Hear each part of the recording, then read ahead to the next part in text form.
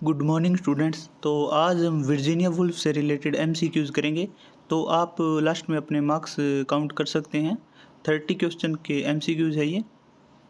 तो first question आता है हमारे पास, टाइमलाइन ऑफ वर्जीनिया वुल्फ। तो वर्जीनिया वुल्फ की टाइमलाइन क्या है? तो इसका राइट आंसर हो जाएगा ऑप्शन बी, 1882 से लेकर 1941। ऑप्शन बी करेक्ट है इसका। सेकंड क्वेश्चन आता है हमारे पास, वर्जीनिया वुल्फ एसोसिएटेड विद।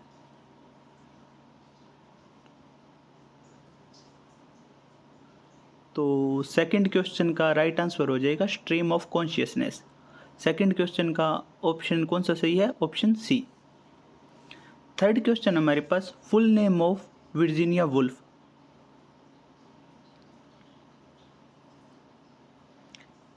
तो थर्ड क्वेश्चन का राइट आंसर हो जाएगा option A, Adeline Virginia Stephen. Fourth question हमारे पास, Virginia Woolf was a modern. Virginia Woolf क्या थी? मॉडर्न।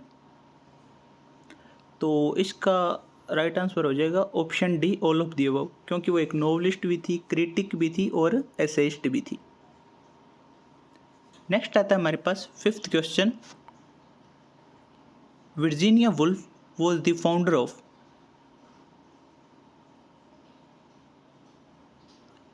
तो वर्जीनिया वुल्फ कौन से ग्रुप की फाउंडर थी? ब्लूम्सबेरी ग्रुप की। तो फिफ्थ का कौन सा ऑप्शन सही हो जाएगा? C option. सिक्स्थ क्वेश्चन आता है हमारे पास, which is not the member of Bloomsbury group.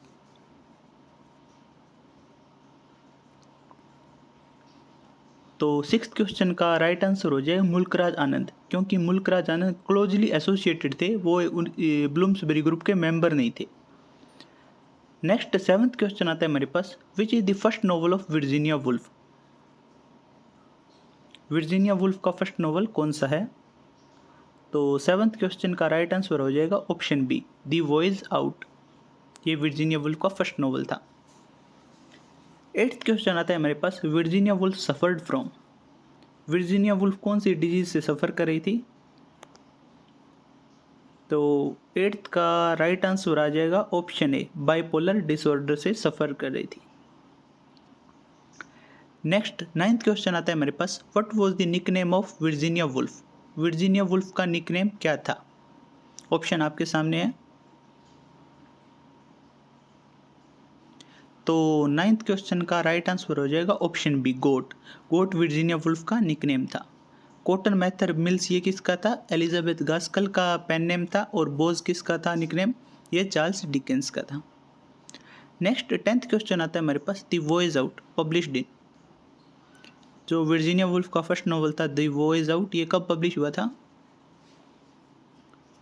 तो टेंथ का राइट आंसर हो जाएगा ऑप्शन बी, 1915, 1915 के अंदर द वॉइस आउट पब्लिश हुआ था। 11th क्वेश्चन आता है हमारे पास, night and day novel published in. Virginia Woolf का नोवेल नाइट एंड डे, ये कब पब्लिश हुआ था? तो 11th का राइट आंसर हो जाएगा ऑप्शन ए, 1919, 1919 के अंदर ये नोवेल पब्लिश हुआ था। 12th क्वेश्चन आता है हमारे पास, Jacob's room novel published in. Virginia Woolf का नोवेल है जेकब्स रूम, वो कब पब्लिश हुआ था? तो 12th क्वेश्चन का राइट आंसर हो जाएगा ऑप्शन बी, 1922, 1922 के अंदर जेकब्स रूम नोवेल पब्लिश हुआ था। नेक्स्ट 13 क्वेश्चन आता है हमारे पास, in which work Virginia Woolf introduce Clarissa Dalloway. तो वर्जीनिया वुल्फ ने कौन से नोवेल के अंदर क्लैरिसा डेलोवे को इंट्रोड्यूस किया था? तो 13 का राइट आंसर हो जाएगा the voyage out. Virginia Woolf ने द वॉइस आउट के अंदर ही क्लैरिसा डेलोवे को इंट्रोड्यूस कर दिया था। बाद में मिसिस डेलोवे के अंदर आई थी ये मेन कैरेक्टर के रूप में। नेक्स्ट 14th क्वेश्चन आता है हमारे पास, Mrs Dalloway originally published in.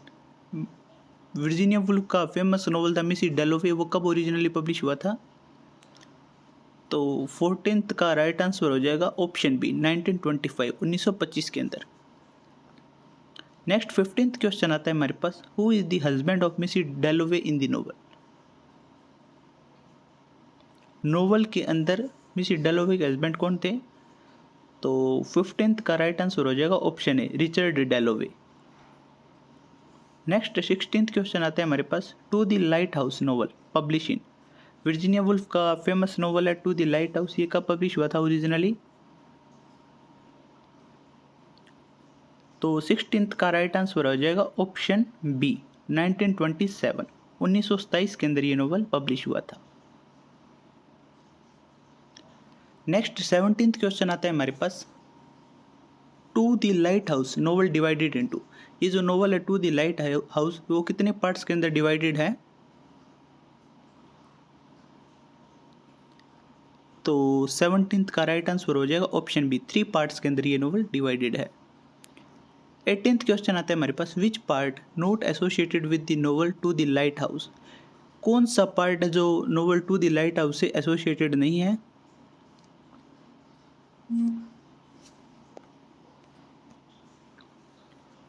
तो 18th का राइट आंसर हो जाएगा option D, the temple. The window, time passes, the lighthouse, ये तो तीनों पार्ट क्या है, इंक्लूड है इसके अंदर। तो एक ऑप्शन डी, द टेम्पल नहीं है।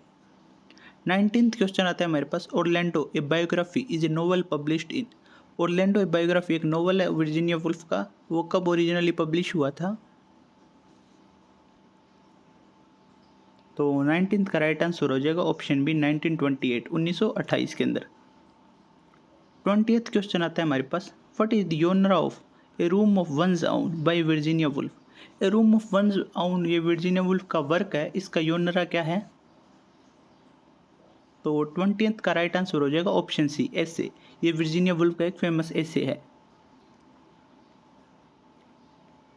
नेक्स्ट क्वेश्चन आता है हमारे पास, 21 क्वेश्चन आता है हमारे पास, a room of one's own published in.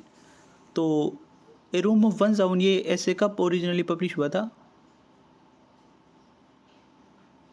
तो इसका राइट आंसर हो जाएगा ऑप्शन सी, 1929, 1929 के अंदर। नेक्स्ट 22 क्वेश्चन आता है हमारे पास, in room of one's own Virginia Woolf created a fictional character. A room of one's own के अंदर वर्जीनिया वुल्फ ने एक फिक्शनल कैरेक्टर क्रिएट किया है, तो उसका क्या नाम है? तो 22 का राइट आंसर हो जाएगा ऑप्शन ए, जूडिथ शेक्सपियर। विलियम शेक्सपियर की सिस्टर जूडिथ शेक्सपियर के रूप में एक फिक्शनल कैरेक्टर क्रिएट किया है। नेक्स्ट 23 क्वेश्चन आता है हमारे पास, Ramsay family appear in the novel. Ramsay family कौन से नोवेल के अंदर अपीयर होती है वर्जीनिया वुल्फ के? तो 23 का राइट आंसर हो जाएगा option B, to the lighthouse novel के अंदर रमसे फैमिली अपीयर होती है। 24 क्वेश्चन आता है हमारे पास, the years is a novel published in. The years है वर्जीनिया वुल्फ का नोवेल, ये ओरिजिनली पब्लिश कब हुआ था? तो 24 का राइट आंसर हो जाएगा ऑप्शन बी, 1937, 1937 के अंदर द ईयर्स नोवेल पब्लिश हुआ था। नेक्स्ट 25 क्वेश्चन आता है हमारे पास, which is the only drama of Virginia Woolf. Virginia Woolf के द्वारा लिखा गया एक ओनली ड्रामा वो कौन सा है? तो 25 का राइट आंसर हो जाएगा ऑप्शन ए, फ्रेश वाटर। ये ओनली ड्रामा था वर्जीनिया वुल्फ का और ये वन टाइम परफॉर्मर था। 26 क्वेश्चन आता है हमारे पास, which biography not written by Virginia Woolf. इनमें से कौन सी बायोग्राफी है जो वर्जीनिया वुल्फ के द्वारा नहीं लिखी गई है? ऑप्शन आपके सामने है। तो 26 का राइट आंसर हो जाएगा option A, life of Charlotte Brontë. तो शार्लोट ब्रंटे की लाइफ ये किसने लिखा था? ये लिखी थी एलिजाबेथ गास्कल ने लिखी थी बायोग्राफी। बाकी Roger Fry a biography, Flush a biography, Orlando a biography, ये वर्जीनिया वुल्फ की लिखी हुई है। 27 क्वेश्चन आता है हमारे पास, who appears as a character in the play fresh water. Virginia Woolf का प्ले है फ्रेश वाटर, उसमें एज ए कैरेक्टर कौन अपीयर्स हुए थे? तो 27 का राइट आंसर हो जाएगा option C, Alfred Lord Tennyson. Alfred Lord Tennyson को एज ए कैरेक्टर के रूप में दर्शाया गया है द फ्रेश वाटर के अंदर। तो 27 का राइट आंसर हो जाएगा ऑप्शन सी। 28 क्वेश्चन आता है हमारे पास, how many narrator in the novel the waves. Virginia Woolf का नोवेल है द वेव्स, उसके अंदर कितने नरेटर्स हैं? तो 28 का राइट आंसर हो जाएगा ऑप्शन बी, 6। नेक्स्ट 29 क्वेश्चन आता है हमारे पास, the waves novel published in. Virginia Woolf का नोवेल है दी वेव्स, वो कब ओरिजिनली पब्लिश हुआ था? तो इसका राइट आंसर हो जाएगा ऑप्शन सी 1931, 1931 के अंदर दी वेव्स नोवेल पब्लिश हुआ था। नेक्स्ट और लास्ट क्वेश्चन हमारे पास 30th question, which novel of Virginia Woolf published posthumously in 1941। Virginia Woolf का कौन सा नोवेल था जो उनकी डेथ के बाद पब्लिश हुआ था 1941 में? तो 30 क्वेश्चन का राइट आंसर हो जाएगा option be between the acts. ये वर्जीनिया वुल्फ का लास्ट नोवेल था और ये क्या था, इनकी आफ्टर डेथ के बाद पोस्टह्यूमसली पब्लिश्ड हुआ था। Thank you very much. आप अपने काउंट कर नंबर कमेंट कर देना भी आपके 30 में से कितने मार्क्स बने। Thank you.